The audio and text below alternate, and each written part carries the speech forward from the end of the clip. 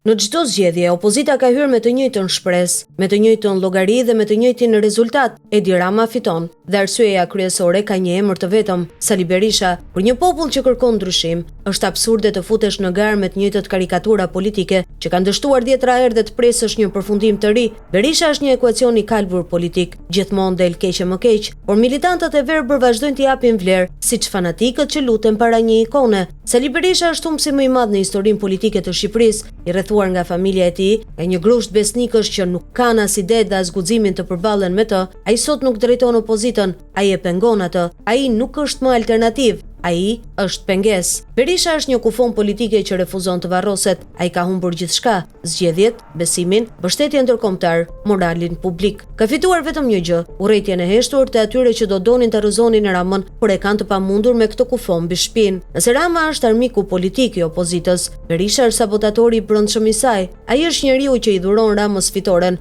pastaj ankohet për vjedhje. Ai është njeriu që zhduk çdo zotëri vetëm për qëndruar vetë në majtë të një mali të djegur. Asnjë qytetar normal nuk e përtyp më hipokrizinë e Berishës kur akuzon Ramën për familjarizim, korrupsion, oligarki, sepse në çdo pasqyrë që ngre, shfaqet vetë surrati i tij, me Jamarbrin, Argitën, Shkëlzenin, ndërkombëtarët, me porosi dhe marrëveshjet e pazarit. Ai që i hapi rrugën Ramës në 2013, sot është sponsori kryesor i mbajtjes së tij në pushtet në 2025. Përfundimi është i qartë. Saliu nuk mund të fitoj më, por ai as nuk lejon të fitoj dikush tjetër. Ai nuk është më thjesht humbës, ai është simboli një cikli të neveritshëm politik që ka mbërthyer Shqipërinë në vend numero. Dhe shqiptarët që ende hyjnë në këtë ekuacion absurd, duke menduar se erën tjetër do të jetë ndryshe, janë viktimat e një mashtrimi që quhet kulti i vdekjes Berisha.